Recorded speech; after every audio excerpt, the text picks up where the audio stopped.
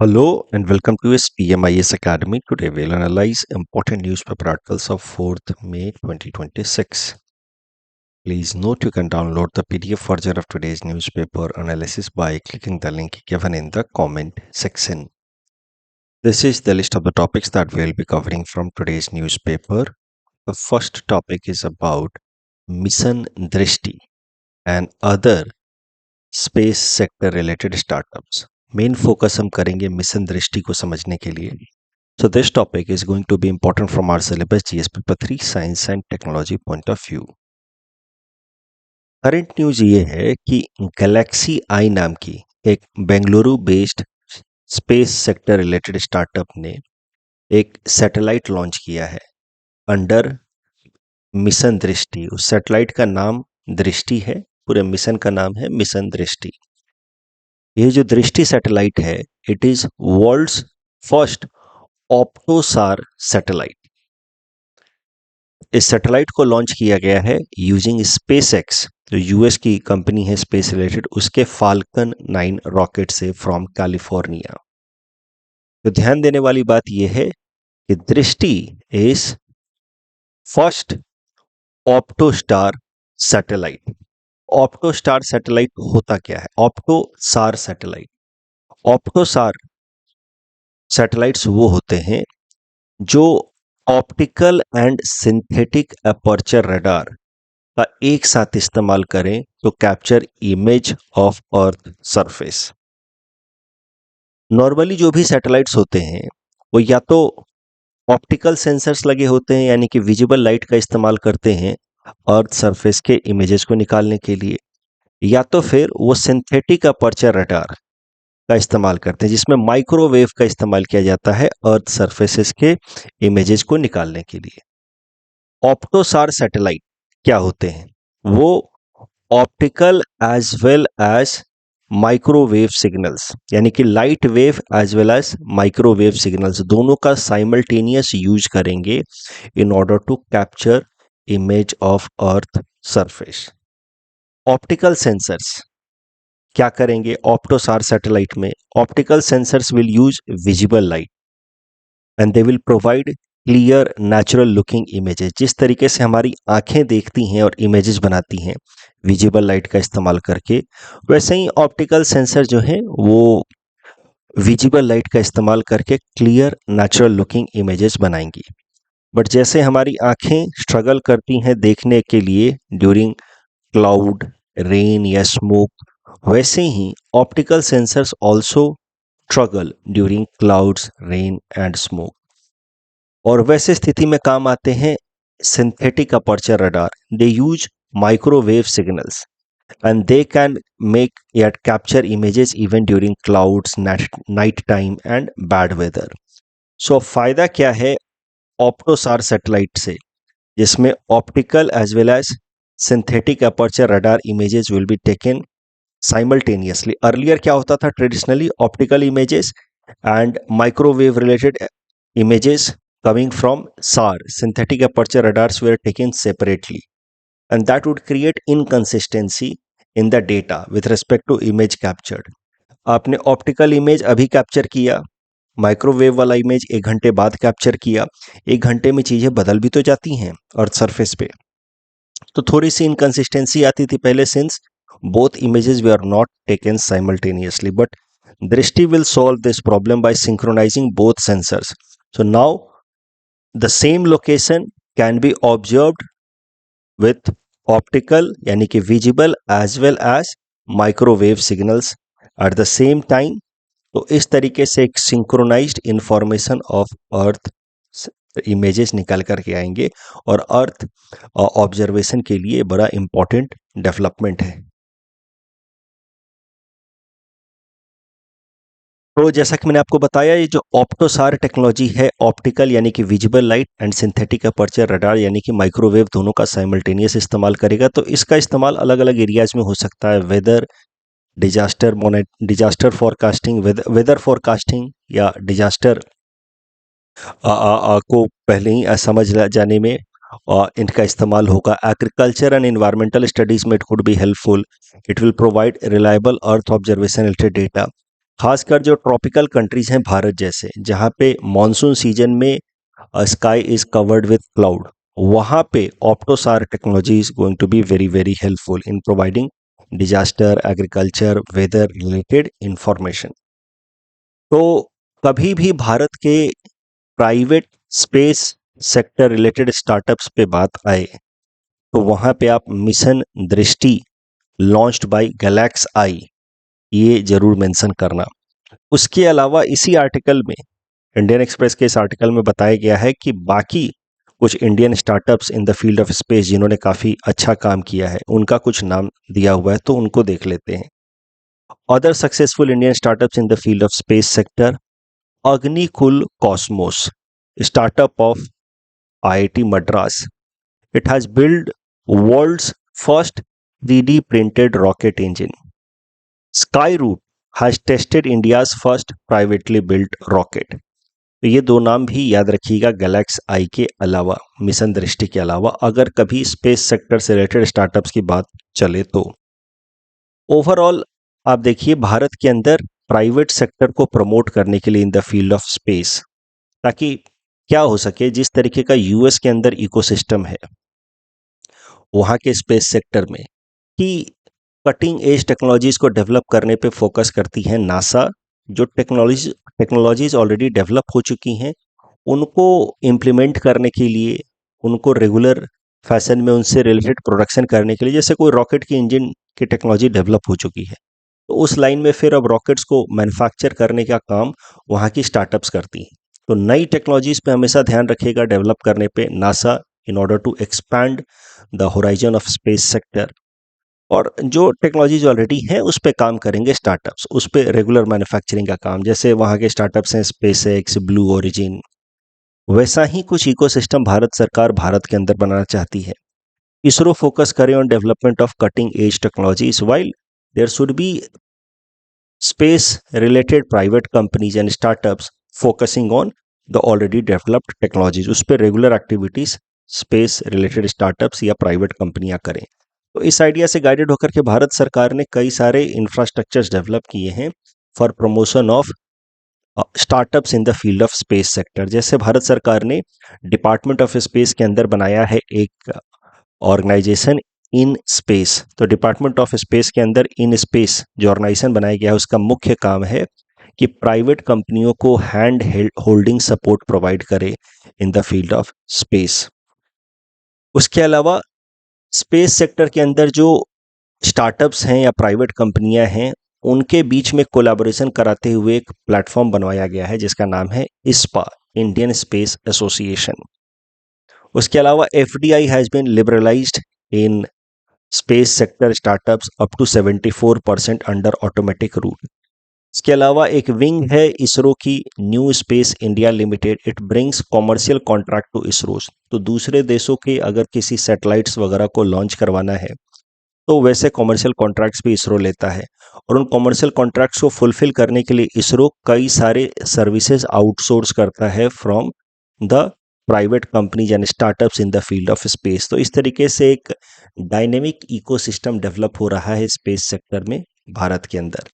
भारत के अंदर जो प्रीमियर स्पेस एजेंसी है वो है ऑफ कोर्स इसरो, और जो टॉप मोस्ट गवर्नमेंट बॉडी है जो स्पेस सेक्टर को रेगुलेट करती है वो है डिपार्टमेंट ऑफ स्पेस।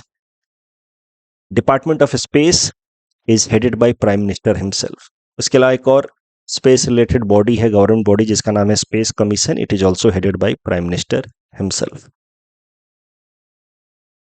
इस टॉपिक से रिलेटेड जो भी डिस्कशन हमने किया, खासकर मिशन दृष्टि से रिलेटेड, उसके ऊपर ये प्रीलिम्स प्रैक्टिस क्वेश्चन है। Please attempt this question and submit the answer in the comment section.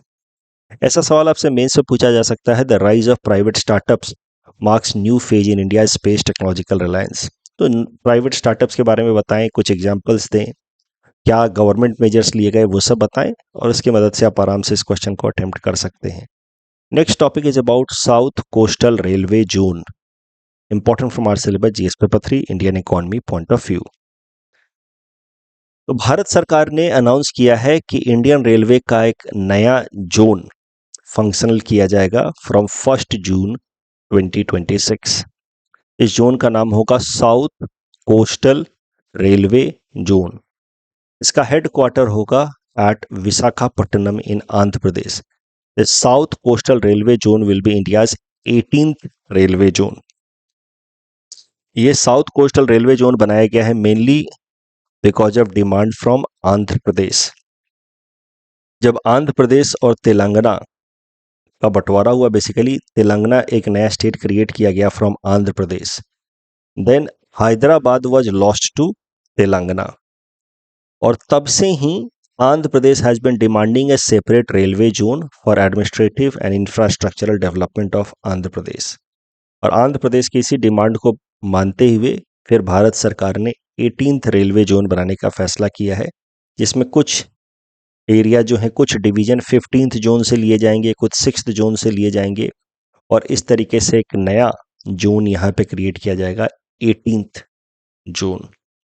अभी तक जो 17 जोन हैं उनके नाम यहाँ पे हैं, सब रटने की जरूरत नहीं है, बस ध्यान रखिए कि भारत के अंदर अब 18th रेलवे जोन आ रहा है, साउथ कोस्ट रेलवे जोन 1 जून से आएगा। इसका हेडक्वार्टर है एट विशाखापट्टनम। इस टॉपिक के बेसिस पे ये प्रीलिम्स प्रैक्टिस क्वेश्चन है। Please attempt this question and submit the answer in the comment section. Next topic is about cell broadcast alerts, important from our syllabus GS paper 3 disaster management point of view.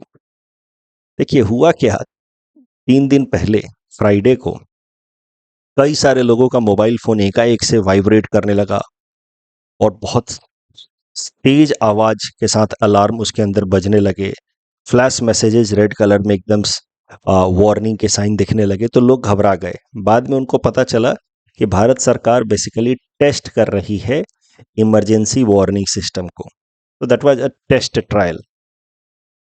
उसके साथ ही भारत ने एक नया emergency warning system launch किया है, इसका नाम है सेल ब्रॉडकास्टिंग अलर्ट सिस्टम। देखिए सेल ब्रॉडकास्टिंग, जैसे हमारे टीवी के ऊपर ब्रॉडकास्ट आता है ना, एक साथ बैठ करके हम लोग, कई सारे लोग आईपीएल के मैचेस लाइव देख रहे होते हैं या क्रिकेट के मैचेस लाइव देख रहे होते, तो ब्रॉडकास्टिंग हो रही होती है, राइट। एक टावर से कई सारे जगहों पे सेम इंफॉर्मेशन एक साथ रिले हो रहा, तो उसे क्या कहते हैं हम लोग, ब्रॉडकास्टिंग। तो अब इमरजेंसी के केसेस में अलर्ट्स भेजे जाएंगे इसी तरीके से ब्रॉडकास्टिंग के मेथड के थ्रू। इसी को नाम दिया गया है सेल ब्रॉडकास्टिंग अलर्ट, जिसमें हमारे मोबाइल फोन के अंदर डायरेक्ट ब्रॉडकास्ट आएगा अलर्ट का। Emergency alerts during natural disasters like flood, earthquake, tsunami, या फिर एनी ह्यूमन रिलेटेड इमरजेंसी के केस में भी सेल ब्रॉडकास्टिंग अलर्ट की मदद से अलर्ट मैसेजेस भेजे जा सकते हैं, which will include loud alarm sound, vibration and flash messages on screen. Alert messages जो होंगे वो हिंदी, इंग्लिश या रीजनल लैंग्वेजेस में होंगे। तो देखिए अभी तक क्या भेजा जाता रहा था अलर्ट के लिए, अभी तक भेजा जाता रहा था एसएमएस। एसएमएस की प्रॉब्लम क्या है कि इट गोज इंडिविजुअली, एक के बाद एक के बाद एक मैसेजेस जाते हैं, एक पर्टिकुलर रीजन में जाएंगे लोगों को, फिर दूसरे रीजन में जाएंगे। एसएमएस के अंदर फिर नेटवर्क कंजेशन का भी प्रॉब्लम आता है। एसएमएस भेजने में टाइम डिले तो होगा ही होगा, साथ ही साथ अगर फ़ोन साइलेंट पे है लोगों का, डू नॉट डिस्टर्ब लगा हुआ है, तो उनको सुनाई नहीं देगा।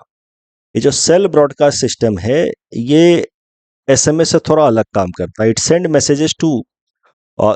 messages through mobile towers to all phones in a specific area simultaneously। एक साथ मोबाइल टावर की मदद से उस एरिया में जितने भी फोन है सबको साइमल्टेनियस ब्रॉडकास्टिंग होगी इस अलर्ट की, तो फास्टर डिलीवरी होगी, simultaneous alert to many people, network congestion का भी प्रॉब्लम नहीं होगा। It will work even if the phone is silent या in do not disturb mode. इसके लिए कोई इंटरनेट कनेक्शन या अलग मोबाइल ऐप की जरूरत नहीं है। इस सेल ब्रॉडकास्टिंग अलर्ट सिस्टम को लॉन्च करने वाली नोडल एजेंसी है national disaster management authority in support with department of telecommunication. Cell broadcasting alert का एक ही लिमिटेशन है, वो ये है कि जो लोकल एरिया का मोबाइल टावर होना चाहिए या जो मोबाइल हैंडसेट होना चाहिए, both should support cell broadcast technology. अगर हम ग्लोबल प्रैक्टिस की बात करें तो कई सारे देशों में, Japan, South Korea, Singapore, US, European nations में cell broadcasting alert system already implement किया जा चुका है। इस टॉपिक के बेसिस पे प्रीलिम्स प्रैक्टिस क्वेश्चन है। Please attempt this question and submit the answer in the comment section. Next topic is about 100% FDI in insurance sector, important from our syllabus GS paper 3, Indian economy point of view. तो भारत सरकार ने 100% FDI insurance sector में allow करने का फैसला किया है through automatic route. ये अनाउंसमेंट भारत सरकार ने ऑलरेडी कर दिया था पहले, और उस लाइन में कानून भी लेकर के आई थी सरकार, सबका बीमा सबकी रक्षा, amendment and insurance law act of 2025। Bharat सरकार चाहती है कि इंश्योरेंस सेक्टर में ज़्यादा से ज़्यादा कंपनियां आएँ और इंश्योरेंस सर्विसेज प्रोवाइड करे, ताकि इंश्योरेंस पेनिट्रेशन या एक्सेसिबिलिटी बढ़े भारत के अंदर अलग अलग तरीके के इंश्योरेंस की। और यही कारण है कि एफडीआई इन इंश्योरेंस सेक्टर 74% से बढ़ा करके 100% कर दिया गया है for insurance companies as well as other insurance intermediary, जैसे कि brokers, third party insurance consultants, इन सब के लिए, इन सब एरियाज में काम करने वाली कंपनियों के लिए अब 100% तक एफडीआई अलाउड है in automatic route. No prior government approval is required. अगर इंश्योरेंस सेक्टर के हम लिबरलाइजेशन की बात करें तो ये फेज वाइज लिबरलाइज हुआ है। In the year 2000, 26% FDI was opened. Then in 2015, it was taken up to 49%. 2021 में FDI was taken up to 74%, and now 2025 onward, कानून 2025 का है, 2026 से एप्लीकेबल होगा। 100% FDI is allowed in the field of insurance sector। तो इस तरीके से इंश्योरेंस सेक्टर को पूरी तरह से लिबरलाइज किया है भारत सरकार ने विथ टाइम। एक पॉइंट जो आपको ध्यान रखना है कि LIC के अंदर foreign investment has been capped to या लिमिटेड टू 20% ओनली। LIC बहुत ही स्ट्रेटेजिकली इंपॉर्टेंट इंश्योरेंस कंपनी है। लोअर प्रीमियम, लेसर प्रीमियम के साथ, अफोर्डेबल प्रीमियम के साथ ये इंश्योरेंस सर्विसेज प्रोवाइड करती है। इन सब चीज़ों का ध्यान में रखते हुए भारत सरकार ने LIC के लिए लिमिट लगाया है कि उसमें FDI लिमिट मैक्सिमम 20% ही होगी। इस टॉपिक के बेसिस पे प्रीलिम्स प्रैक्टिस क्वेश्चन है। Please attempt this question and submit the answer in the comment section. Next topic is about Vantara and Colombia hippo crisis. Prelims perspective से देख लीजिए जल्दी से। देखिए, हिप्पोपोटामस न्यूज में है तो इनसे रिलेटेड प्रीलिम्स में प्रश्न आ सकता है। They are semi aquatic mammals, मतलब पानी में भी रहते हैं ज़्यादातर टाइम, लेकिन जमीन पे भी रह सकते हैं। And they are native to sub Saharan Africa. Africa के ये नेटिव एनिमल्स हैं। Most of the time during day they spend their time in water या mud in order to keep their body cool and wet। एक बात जो prelims perspective से ध्यान रखनी है कि hippos can not swim, they just walk और run on the bottom of the water body या रिवर बेड, उस पर उछलते रहते हैं, बस स्विम नहीं करते ये।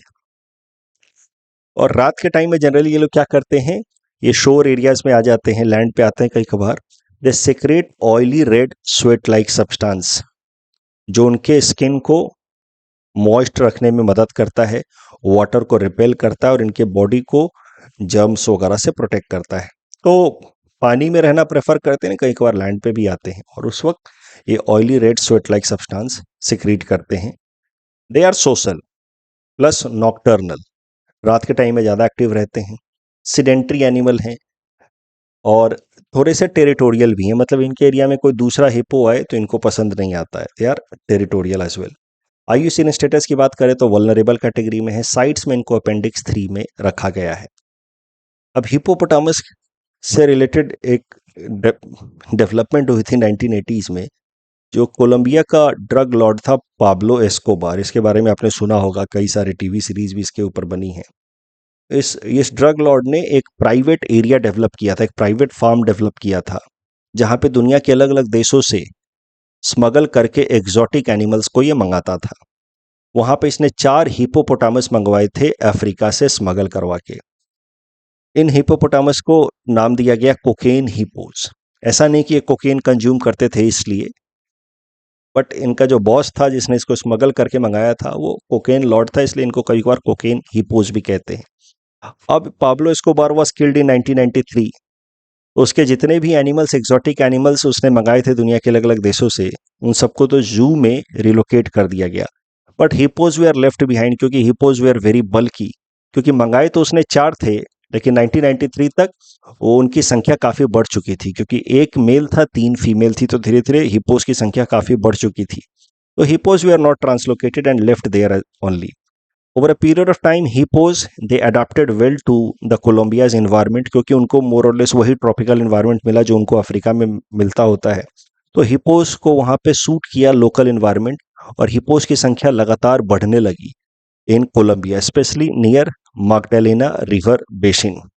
अब करंट सिचुएशन ये है कि वहाँ पे 200 के आसपास हिपोज हो गए। एक particular river basin, Magdalena river basin में ही अकेले 100 से भी ज़्यादा हिपोज हो गए हैं, और ये हिपो जो है वहाँ के लोकल इकोसिस्टम को डैमेज कर रहे हैं। And that is why Colombia declared hippopotamus as invasive species in 2022। Local ecosystem को डैमेज कर रहे हैं, they are multiplying at a very fast rate and they are now growing into a major ecological concern for Colombian government. And recently Colombian government declared that about 80 hippos will be culled या euthanized, मतलब उनको मार दिया जाएगा in order to protect the local ecosystem. ये उनको यूथेनाइज करने का काम जो है वो सेकेंड हाफ ऑफ 2026 में शुरू होगा। This culling will be mainly done in and around Magdalena river basin. इसी कॉन्टेक्स्ट में रिलायंस इंडस्ट्रीज का एक इनिशिएटिव है, Vantara initiative, which is mainly taken care by Anant Ambani, son of Reliance chairman Mukesh Ambani ji. तो Vantara initiative Jamnagar Gujarat में, जहाँ पे कई सारे जानवरों को रेस्क्यू करके रखा गया है, वनतारा इनिशिएटिव के अंतर्गत फिर अनंत अंबानी ने प्रपोजल दिया कि कोलंबिया सरकार इन हिपोज को मारे नहीं, rather than killing them they could be translocated to Vantara and Vantara will take care of them. So this has been the proposal given from Reliance Industry या अनंत अंबानी। और इस प्रपोजल को एक्सेप्टेंस मिलती है नहीं मिलती है वो देखना होगा, but this is the reason why hippos were in news. IUCN status वगैरह देख लीजिएगा, इनसे रिलेटेड कुछ बेसिक बातें ध्यान में रखिएगा, प्रीलिम्स में आ सकता है। इस टॉपिक से रिलेटेड ये प्रीलिम्स प्रैक्टिस क्वेश्चन है। Please attempt this question and submit the answer in the comment section. एक छोटा सा और टॉपिक है प्रीलिम्स पर्सपेक्टिव से important. Prasoon Joshi has been declared new chairman of Prasar Bharati. Prasar Bharati एक स्टैट्यूटरी पब्लिक सर्विस ब्रॉडकास्टर है, मतलब कानून की मदद से इसको बनाया गया है under Prasar Bharati act of 1990। इसी के अंतर्गत प्रसार भारती के अंतर्गत ही Doordarshan TV network as well as All India Radio Akashvani आता है। इसका काम है लोगों तक इंफॉर्मेशन, एजुकेशन और एंटरटेनमेंट पहुंचाना। इसके नए चेयरमैन हैं lyricist Prasoon Joshi ji, new chairman of Prasar Bharati. कल जो हमने प्रैक्टिस क्वेश्चन दिया था लेबर डे से रिलेटेड, पहला सवाल था international labour day is celebrated on 1 May to honour contribution of workers, that is correct. The origin of International Labour Day is linked to labor union strike in Chicago in 1786. This is wrong. It was 1886, not 1786. Forex reserve से related बस एक statement गलत है, वही है तीसरा statement. Special drawing rights are created and maintained by world bank, ये statement गलत है, it is maintained by IMF। मौसम famine is associated with the cycle flowering of bamboo species, correct, and it is primarily associated with the state of Mizoram, both statements are correct. And paperless state judiciary Sikkim. And पद्मा डोरी यहाँ पे cross cultural textile initiative है, but muga silk ना होकर के यहाँ पे ईरी सिल्क का इस्तेमाल किया जा रहा है, ईरी अहिंसा सिल्क का, इसलिए दूसरा स्टेटमेंट गलत है। That's all from our side for today, thanks for watching.